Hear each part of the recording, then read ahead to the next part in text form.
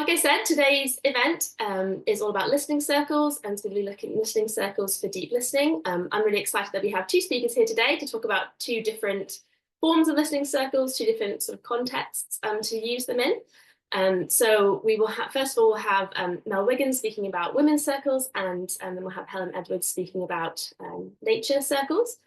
I'll just introduce them quickly and then I'll let them speak.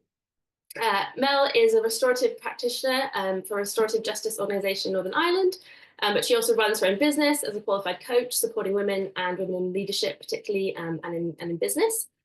She's also in the past been involved in charity leadership and has led initiatives in community safety, community building, and it's really great to have her here with us today, as she specifically is going to speak to us about her work in women's circles. Helen is a community artist and integrative arts psychotherapist, currently working here in Oxford, although I think in the past she's worked in lots of different locations around the world. She's currently the chair of the Oxford Urban Wildlife Group, and recently she's initiated some restorative justice nature circles at Boundary Brook Nature Reserve here in Oxford as part of her work to explore sustainable community and ecological interconnectedness. So she'll share a little bit about that today.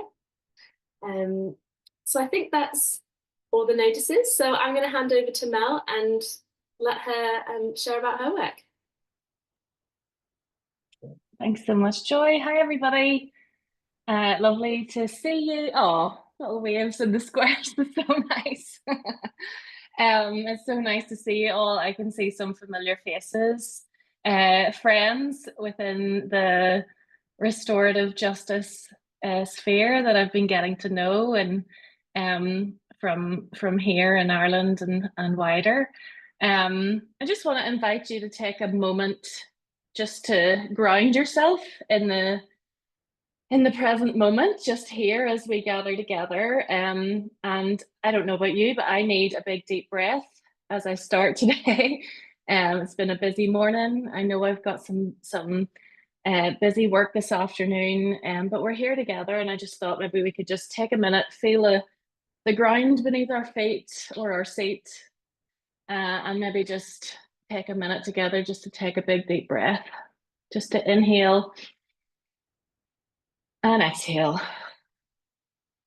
If that feels good for you, just to be present here. Maybe you've had a busy morning, maybe you've had a bad night's sleep, or you've got a lot on your mind, but I think it's important for us to, when we've carved this space out, just to make the most of it by being present, being focused. And I'm so happy to see you all. I am so pleased to be talking about circle work today, and particularly the context of listening and women's circles, and I'm grateful to be invited. And I think in a world that often demands that we have to speak louder to be heard, move faster, solve every problem, there's something really profound about coming back to the idea of listening, where the only expectation in circle is really to listen, and then also to be heard. It's a real gift, and I'm honored to share that with you and share a little bit about the ethos, how I got there, and just the impact of what this practice has meant for me. Many of you who are in RJ work already or are familiar with it will know that circle has been around for a long time, and particularly here in Ireland, it's quite primitive, it's quite historical. There are stone circle monuments that pop up all over our landscape and countryside that reflect kind of how circle was important in our history, for people to gather, to trade skills, for rituals, for ceremonies, and that kind of thing. And I think just in the essence of what a circle is actually so important. And the fact that it is a symbol of unity, and actually is a very leveling emblem. Something that I think is so important for us even today. And it really does bear significance as to what I'm going to be sharing. A little background from me, as Joy said, I spent actually most of my career has been in the nonprofit and activism space. I spent a long time working in modern slavery and activism. I currently work in restorative justice with Community Restorative Justice Ireland. I work for them 3 days a week doing community safety work. I'm a trained coach with my own practice working with women, and I also co-lead a leadership and organizational development consultancy called Embodied Leadership. And I'm sure we'll send out the links to all of those things later on. So my work spans right from grassroots of community here in Northern Ireland, looking at how harm is repaired, all the way through to individual work and working with organizations. And at the end of 2023, I had the opportunity in my capacity in my restorative justice hat to attend a training in New York City with an organization called Hidden Water. Is anyone familiar with Hidden Water and the work that they do? So their real focus in New York, although they work globally online, is addressing historical child sexual abuse. And they do that through Circle, all through Circle. So they have different circles that they have circle keepers for victims, for those that have offended but are willing to take accountability, for family members of those who have been affected, etc. And in my capacity as a restorative practitioner with CRJI, we went to New York in order to learn how to facilitate circle keeping, to be able to bring back to the context of addressing generational trauma from the legacy of the conflict and troubles here in Northern Ireland. And I guess, you know, being in circle is not a new thing to me. I've hosted dozens of days and retreats with women through my coaching practice and through the leadership development work that I do that has involved sitting in circle, essentially, to reflect and share. And so while it was never really ever called Circle officially, I guess I came to realize through this training that's what they were. That really is what they were. And those times, you know, in my own practice and business have always been really powerful. So I was excited to learn through Hidden Water this particular model of circle keeping that I knew could be woven into my RJ practice, particularly looking at generational trauma relating to the conflict here. And I guess when we first decided to go, I thought we'd have some training, we'd be kind of educated on how to safely set up a circle under this context, look at the key things and how to keep a circle safe and how to practically manage it, I suppose. But what I didn't realize was that this week of training actually would be so much more than the practicalities. And every single aspect of the training was done in circle, which was incredibly powerful. So the training was held by Elizabeth Clements, who is the founder of Hidden Water. And her approach was to allow us to experience the kind of model of circle that we would be facilitating. So she would teach, and then she'd offer a prompt to the group to help us integrate that learning. And really the questions focused on us, on our experiences, not just as practitioners, but as people, as humans living life in the world. And the aim of that really was to draw out the things within us that actually might get in the way of us being good circle keepers. And as the week went on, she took us deeper. And this group of colleagues I was with, we got to share very, very deeply with each other. So much more than just a training, yeah. And we fostered a lot of understanding of each other. We're there to kind of witness each other's stories and actually experience what we were hoping to bring to other people. And I'd never really had this kind of training before. For those of you that work in the charity sector, it's not really how it goes. You know, it's often death by PowerPoint, isn't it? It's often slide upon slide upon slide, which isn't overly integrative and often not overly engaging either. But it was so moving and profound for us to have this experience of being in circle and learning about it from the experience. And as we were encouraged to kind of dream about how we would use this type of circle in our context, I couldn't help but think about the women that I worked with in my coaching practice, and how for them, visibility is often such a terrifying thing. And what I mean by that is that the women that I work with in my coaching practice are often women who have great ideas, who have amazing thoughts, understanding perspectives, maybe even businesses and products and services that they want to create.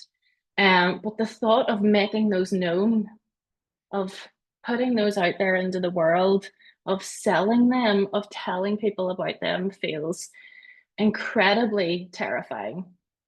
And often is what has kind of failed at the first hurdle, is this idea of visibility. And it's my belief that particularly for women, lack of ideas, credibility, expertise, and work ethic is never ever really the issue. Visibility is often the thing that is the most difficult. The risk of making yourself vulnerable enough to show up and say what you want and what you're going to do and how you're going to do it feels so viscerally difficult. And the idea of rejection or failure or maybe even not belonging is so big. So I went home from New York in that incredible training with these women in my mind, wondering if Circle might be the space to help with that.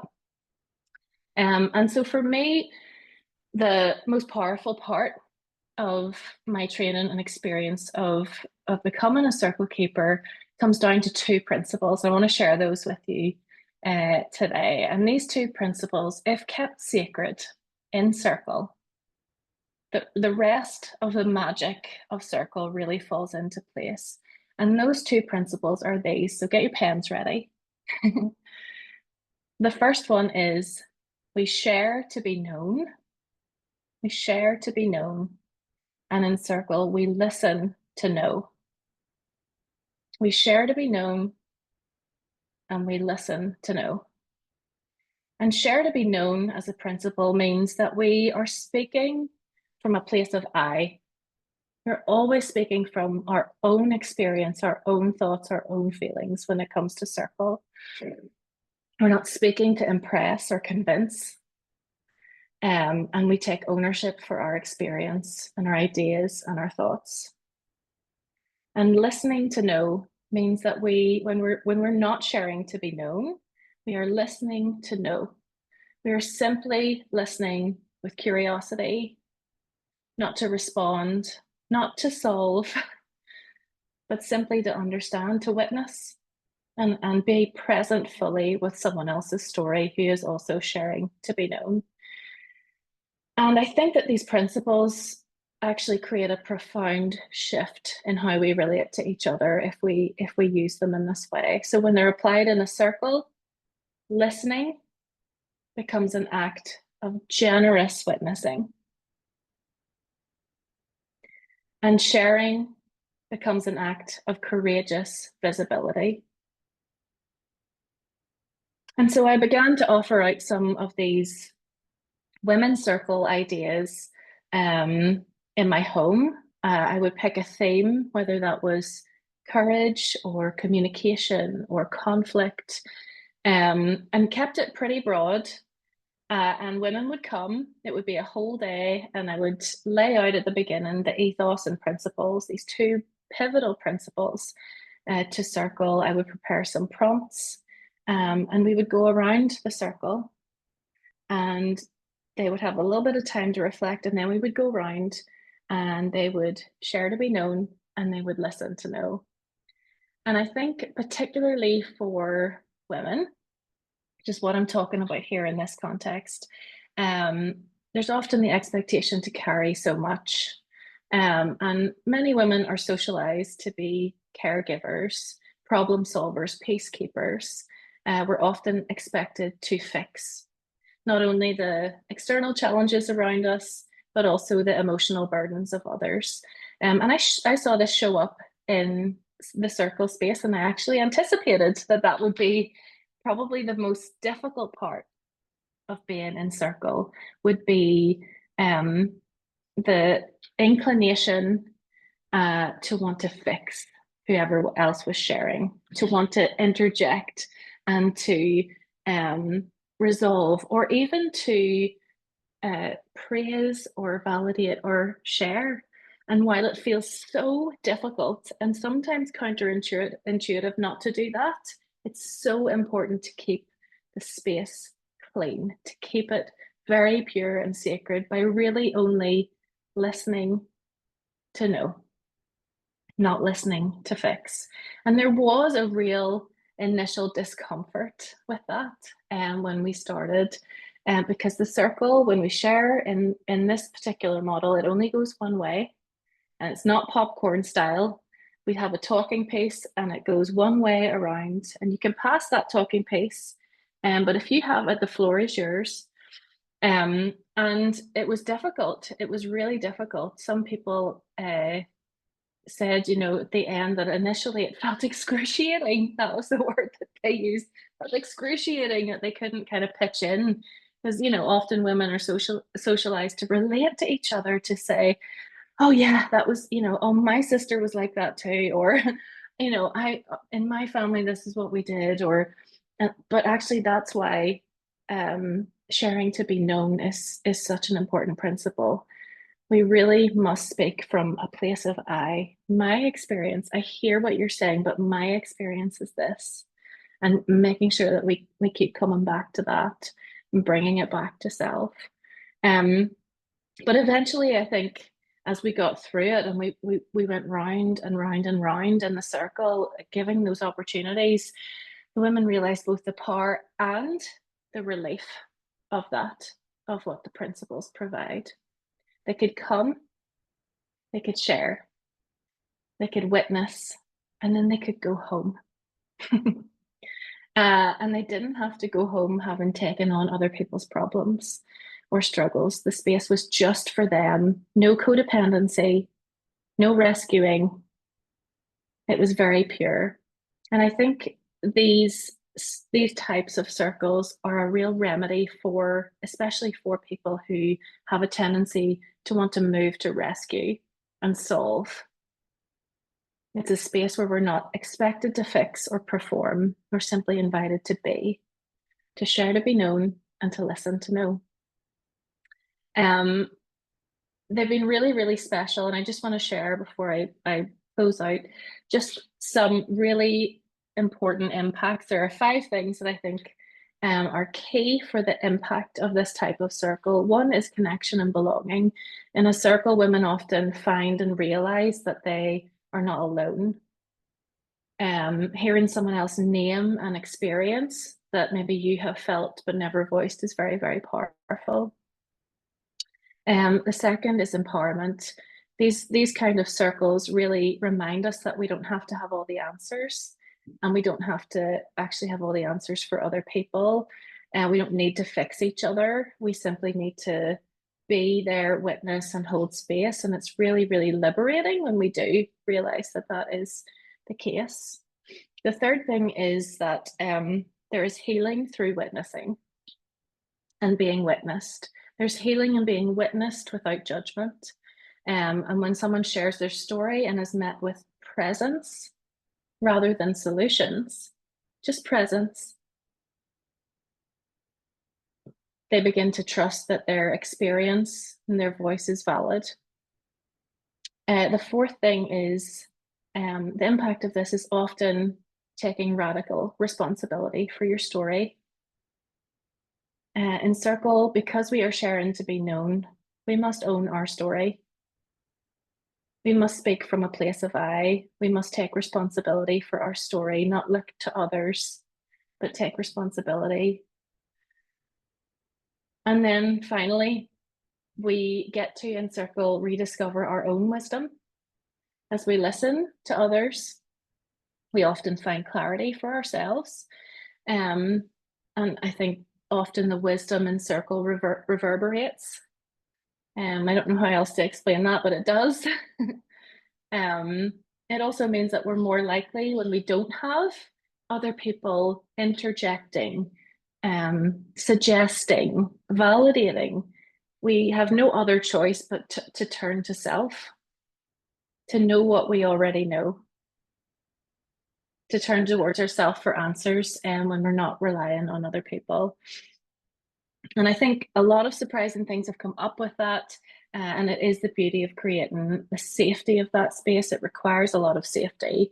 And there are boundaries there that, let people know what the space is. And usually the women that attend circles like this go away so much lighter. Research shows that the two main components that we need for healing are to be acknowledged, for the impact of what's happened to us or our story to be acknowledged. So witnessing, um, that's hugely important. The idea that you can come and be known, and all of that, and then also that we are, we're sharing, and we're able to be acknowledging the impact for ourselves of our own story. It's so powerful. And sharing to be known and listening are these two principles that I want you to take away today, if nothing else.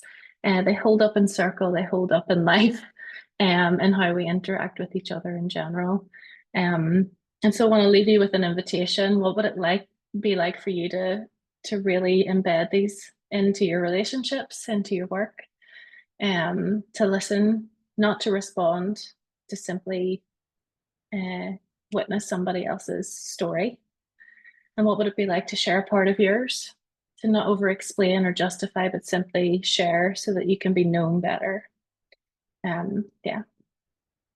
That's it from me. I am happy for you to take questions. I think we're maybe going to do that at the end. I'm not sure. Yeah, thank you so much. Yeah. Yeah, thank you so much. So really, really helpful to think about that. Yes, we'll definitely have a time for questions at the end. I think we'll kind of lump it all together after Helen's spoken. But if you have anything on your mind, just pop it in the chat if you don't want to forget it. And I'll come back to that later as Helen is speaking. But thank you so much for bringing that to us, Mel. That's really helpful to think about. I know for me in my own life today. Helen, would you like to share your experience of nature circles? Hello, yes, thank you very much, Joy. Yeah, hello everybody. Very good to be here today, this morning. Actually this afternoon now. Thank you so much, Mel. That was really wonderful. I sort of feel like I need some time to digest all that I've heard so far. Really beautiful and wonderful to be able to follow on from you as well. So yeah, I'm going to just say a little bit about listening circles in nature, which is actually it's very new, really. We've only recently started to explore how these listening circles in nature are able to bring sort of restorative justice principles as well as sort of ecological thought and listening practices in nature together at this time. So we've met twice. So I'm going to speak from a much more sort of practical point of view, maybe as to how we started this, how we are approaching the circles, the sorts of things that we're discovering, and rather than sort of formulating how it's working, because I feel like that's, well, maybe we never know. Maybe we're always understanding. Maybe we're always sort of waiting to discover more about the power of listening and of being together in circle. So I was very lucky to be invited to some restorative justice dialogues, which happened at the Mint House last year. And those dialogues were to look at what the possible role of community could be in restorative practice. So there was a series. I mean, some of you I recognise. I think some people may have attended the dialogues.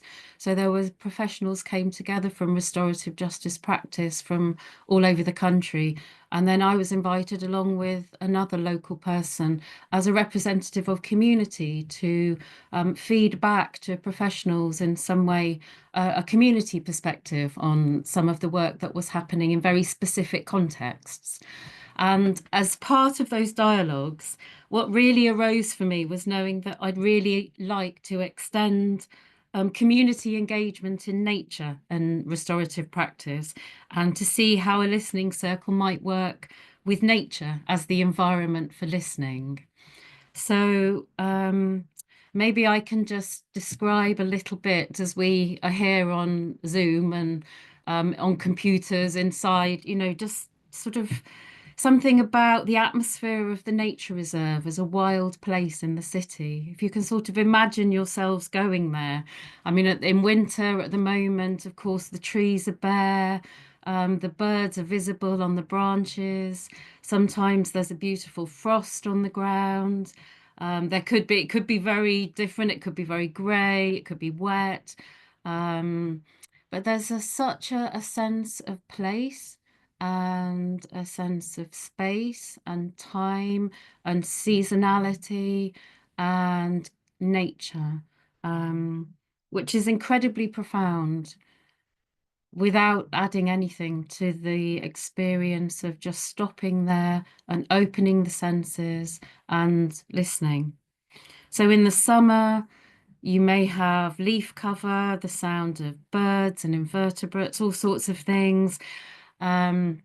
But what I find really, really important is what happens to humans in nature. What happens to humans when they leave the streets, they leave the built human environment, and they go out into nature, into these places that were once our home. You know, they still are our home, but somehow this separation that's happened, I feel it's so important in some way in restorative practice, which is so much about, can be about healing separation, can be about understanding how wholeness in relationship is able to take us beyond our known experience of ourselves and others to be able to conceive of new levels of listening. So I guess that was my sort of passion for why I wanted to begin this idea. And I was delighted because several other people who were there at the community dialogues were also really interested. So I think the important thing about this practice is that it's arisen between, I mean, there are four of us who somehow work together to explore how we're going to hold the space and the way that the circle might unfold. So it's something that's emerging between four humans and a nature reserve. It's not coming from me, it's not coming from a person, it's coming from a co-created system, if you like, which extends into ecology and extends into Earth. So having said that, I'll just maybe give you a little bit of history of the nature reserve, because I think that's also important. It's a local nature reserve in East Oxford, and it's existed for about 35 years. It was once allotment land, so it was very much used for allotment growers, for cultivation, very sort of specific use of land. And 35 years ago, it was disused. The allotments weren't being completely cultivated. So the land was given to Oxford Urban Wildlife Group to create a nature reserve. And therefore, slowly over the years, habitats were created by Oxford Urban Wildlife Group, trying to really listen to the history of that land. What would you most expect to find on that piece of land, rather than introducing a whole idea of what might be considered to be a nature reserve? It was looking at what would grow naturally there. So it was looking at returning the land to its own nature. And those habitats now consist of high canopy woodland, of grassland, of glades, of freshwater habitats, of coppice woodland. So there's a great diversity of habitat. I think that's quite important, that this is about diversity, it's about growth, it's about abundance, it's about enhancing this natural landscape now of the wildlife reserve. So taking the restorative listening to that space is also a part of our extended public engagement. It's not a one-off event that's come. We already have art in nature, there's singing in nature, there's also mindfulness in nature. We have conservation work parties to help people learn conservation tasks. And we have training courses such as scything, such as hedge laying. So all courses that help people to learn skills that are about the body relating to the nature reserve, taking out the sort of mechanized role of the more sort of modern mechanized mass sort of cultivation techniques. It's very much about these sort of hand techniques, about ancient crafts, about relating to landscape. So this fits very nicely into our vision for the future of the nature reserve and creating sustainable community. So just to go back now to the listening circles, I just wanted to read something that one of our volunteers wrote, because I think this really sort of crystallizes why nature is so important for these listening circles. That being still in the natural world can provide the opportunity to feel the inherent peace in nature and the harmony of this within us. And this can offer a new perspective from which to develop a space and a way of listening to what's needed to rediscover a sense of wholeness and peace. So being able to reach this place of harmony within us then maybe allows us to realize how far we may be living from that at other times in life.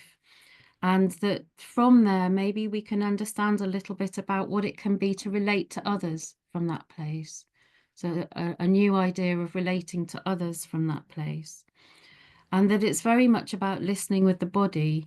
It's very much about listening to the earth, about listening to humans as a part of nature, and also listening through the earth.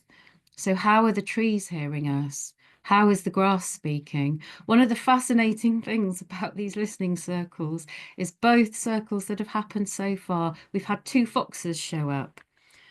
So the foxes are showing up to these listening circles. And I really like what you said, Mel, about it's like you come to be known. And we are like, well, the foxes are coming. The foxes are wanting to be known. The birds are coming. The birds are wanting to be known. So that sense of how nature is wanting to be known by us very much helps inform what emerges in the listening circle. And I'm just going to say a few words about the listening circles themselves, having given you that sort of background context. So it's a very simple invitation that we send out to all members of Oxford Urban Wildlife Group who can come to these. And also the Mint House also send out an invitation because we're in Oxford as well. So it's, you know, sort of about engaging local community. The invitation just says quite simply, bringing feelings of injustice with nature to a listening circle, a practice of listening to each other, also discover ways of dealing with inner conflicts and polarizing issues around the natural world, build relationships within the community, and take away restorative tasks. So it's quite a simple invitation. And when we come together, so far there's been about 10 of us each time, and we arrive we sit in a circle, we choose the place together. So all of that is chosen together. I think this whole process is it's really important somehow. This emergence of listening to where we need to be, even in the nature reserve. It's not like we go to a room, we know we're in that room, there's a circle of chairs. It's like we have chairs we can carry around, we can listen to the space, we can listen to the sun. Big factors, listening to the sun and the warmth and where the human body is drawn to be in nature. And then sitting in the circle, we just begin with some moments of silence, of listening, of arriving, listening to feelings that are coming in the body, listening to nature around us. And that already it's like the magic of this transformative practice that in itself begins to really encourage what needs to happen. And then from that place, there's an invitation for each person to arrive, to say their name, and to bring a feeling maybe of what's coming up for them, or it could be something that they've come with. And it's fascinating how everybody comes with something different. And then through the process of the circle, there's this sort of matrix that emerges that everybody's able to feel nurtured by. And we begin by some space after the checking in and the feeling to bring what it is that is coming up around injustice in nature. And it's very much an invitation to speak from oneself, as Mel was also saying about speaking from one's own self, from one's own experience, whatever that is. and allowing the listening of the space to bring that forward, often beyond how each of us imagine we're going to share. So it's a really wonderful practice. And from that sense of listening as well as sharing, it's almost like in the listening there's a profound change as well as from the sharing. Thank you so much, Helen.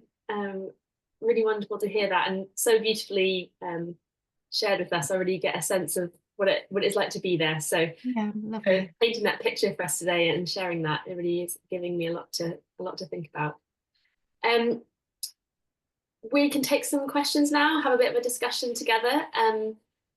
We have had one question so far from Liv. I'll maybe point this one to Mel in the first instance, and she asks, do you have tips for the kind of prompts to center the circle around, or tips for what kind of object to use as a talking piece?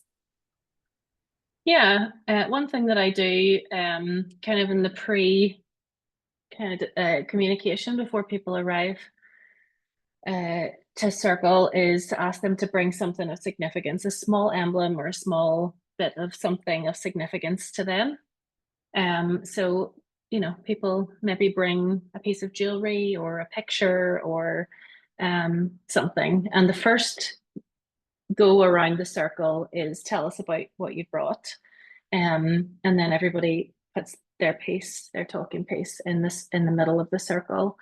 And so you can either do it that way and then choose one for each prompt to be passed around, and people are invited to change the talking piece as they go if they'd like to. And that can be a really nice way for people to open up. And then in terms of prompts, it's my experience that it's best to kind of start surface and gradually create prompts that allow people to go into the kind of unconscious part of their knowing.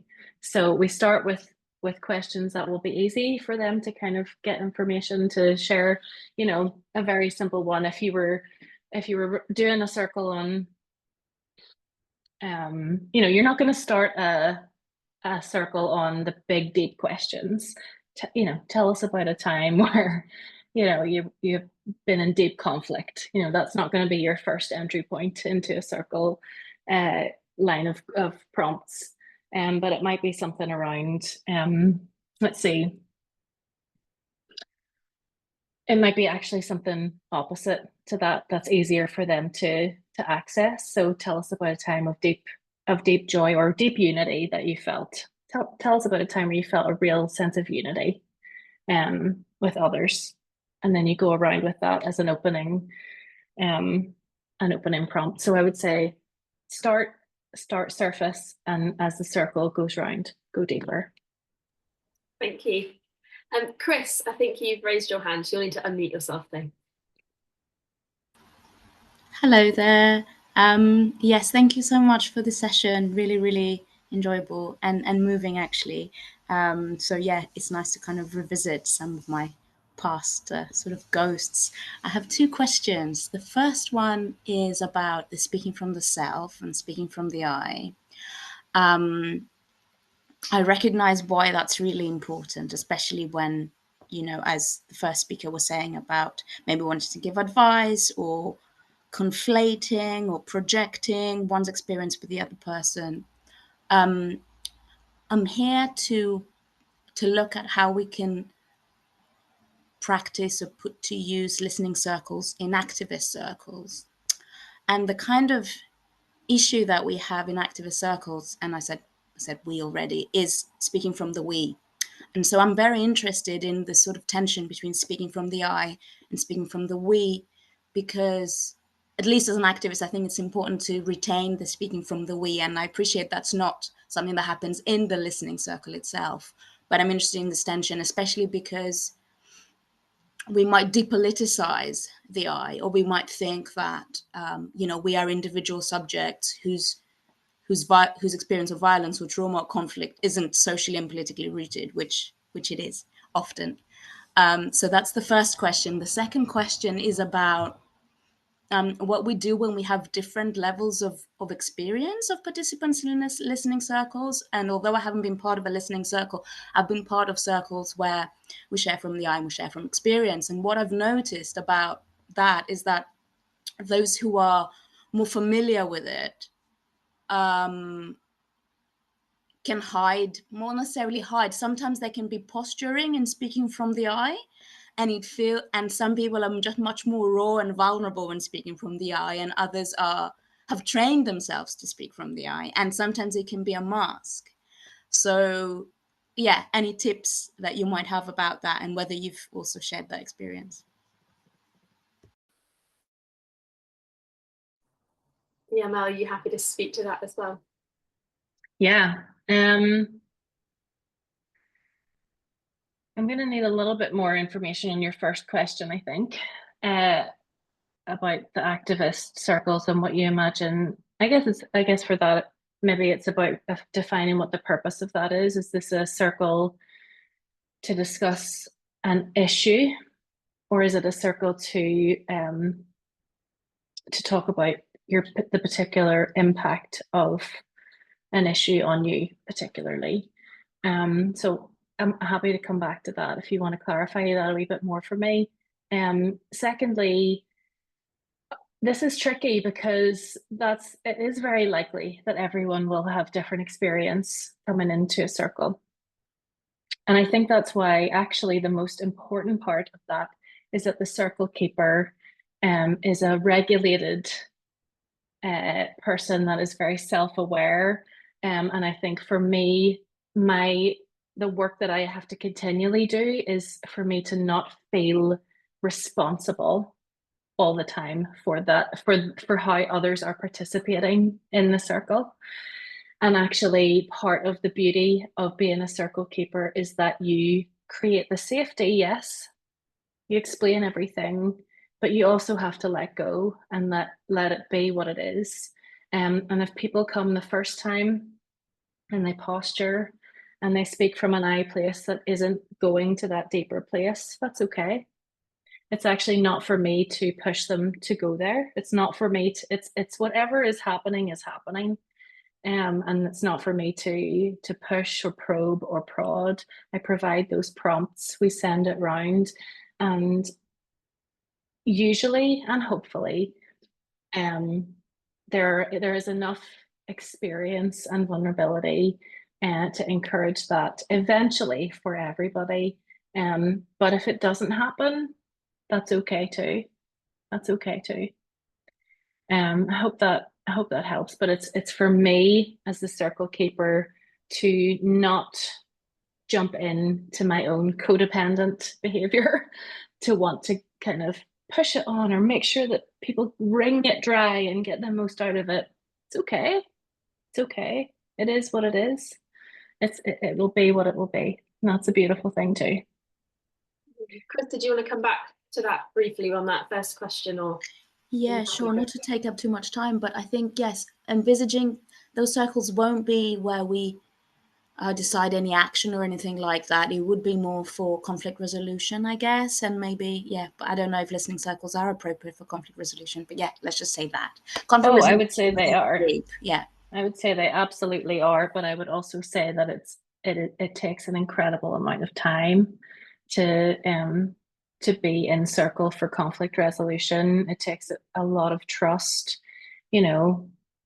it could be months and months of that, but and requires again a circle keeper who is well first regulated, willing to hold that space very, very carefully and protectively, to maintain the boundaries and those two principles, making sure that it's kept in that way in order for that conflict and healing to happen or not happen, or just to have a space where the conflict is willing to be witnessed, and people are given opportunity to be seen. I think that sometimes the trickiness in this model of circle is that we can't always tie it neatly up in a bow. Yeah, it's not a fully packaged, finished you know, and we like that, don't we? We love that. It's not always what comes out. And so it has to be a willingness to keep at it if it feels right. Yeah, thank you. Rebecca and Andrew, I can see that you raised your hands, but I just quickly want to go to a question for Helen, because Rosie and Anna in the chat actually both had the same question. So I think it's probably something that a lot of people would like to hear about. Basically had a question about sort of, you talked about these sort of restorative actions or restorative tasks. So what, could you give a couple of examples if it's not too, you know, personal types of things that people were kind of sharing in that time, and the type of tasks that they were sort of sharing that they were going to go away and think about? Yeah, there's a whole range of different things that come up. It's fascinating. I just wanted to respond to the last question a little bit, which is just one of the things also that comes up is it's a very intercultural practice, and people have very different ideas or different cultural frameworks around I and we. So I feel like that's actually just really important to allow what comes up to come up. And then part of the listening is to listening to how those might unravel a little bit more in the safety of the circle. So there's no sort of rigid position, I feel, that we take on that, but it's very much about, because the nature reserve is about biodiversity, you know, we're also really interested in the biodiversity in the human world. So I think those intercultural positions are really interesting. And yeah, and the tasks that come up, they're all at different levels as well. Some people will take away very practical tasks, like they might say, I'm going to garden once a week. I will go in my garden once a week and I will listen to my garden. It could be something very, very practical. Somebody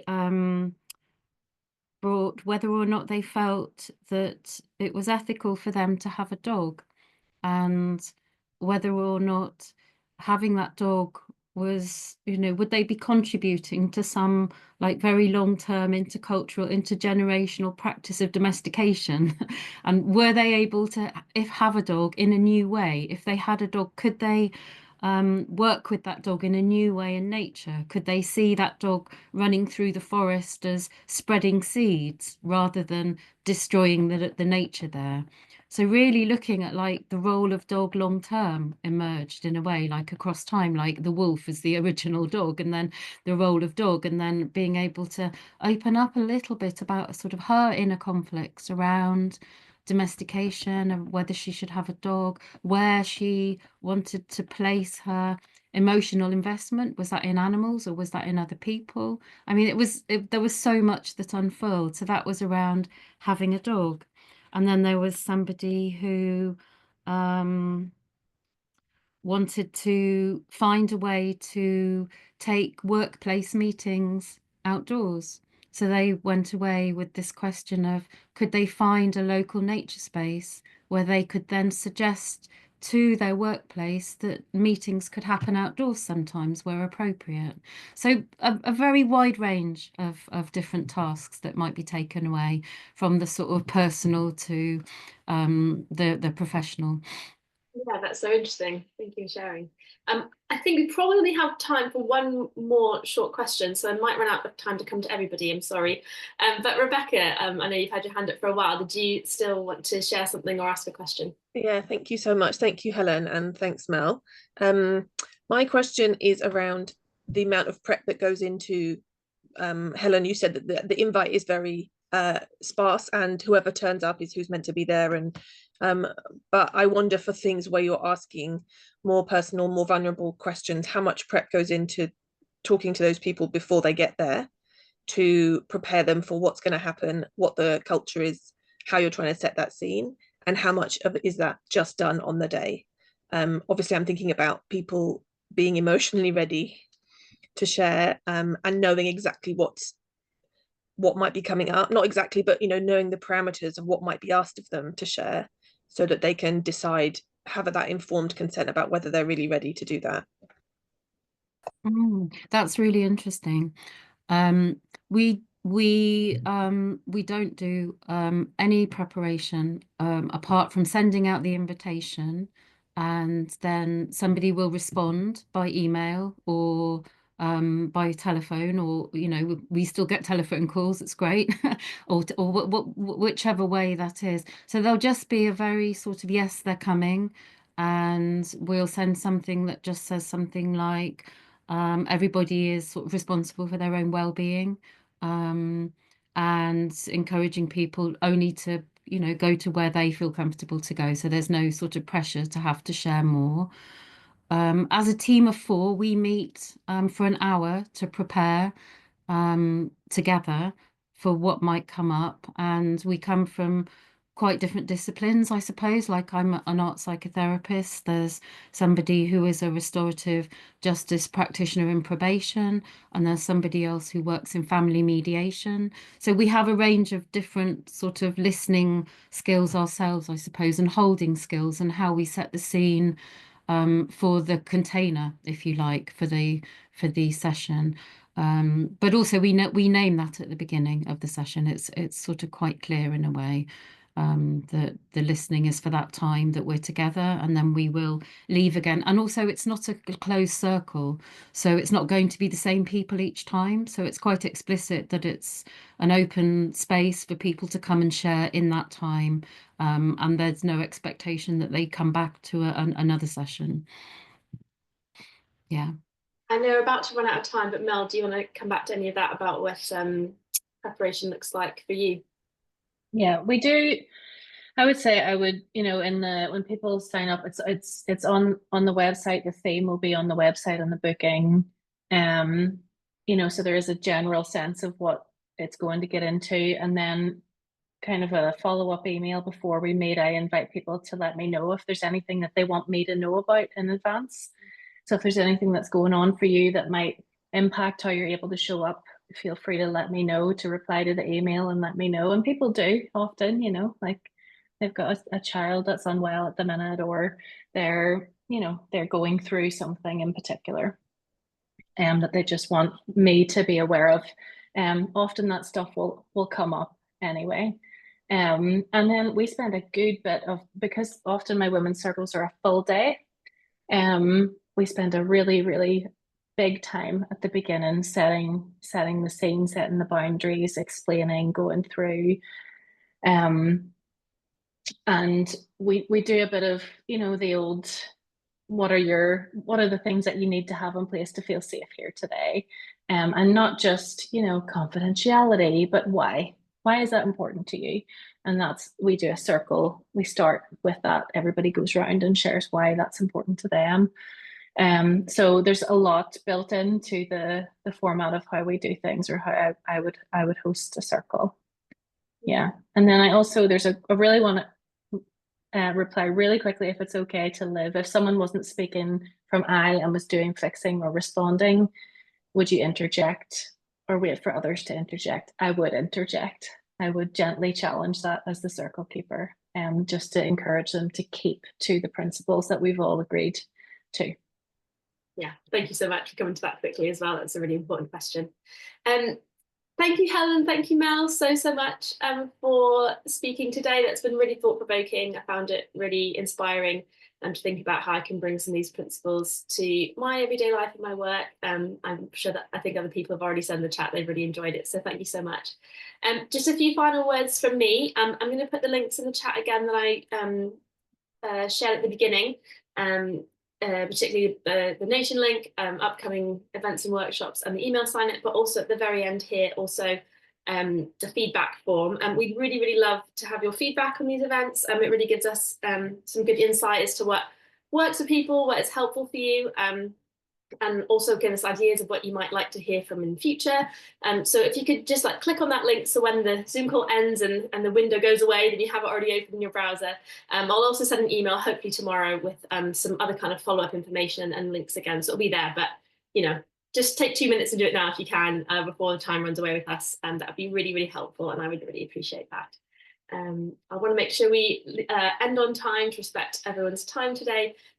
But thank you so much for coming. Sorry we couldn't come to all of the questions, but there's a lot there that we obviously could explore, and I hope that all of you can continue to explore this in your own context and what works in your own work and communities that you're involved in. So thank you so much, and we hope to see you at another event in the future. Goodbye.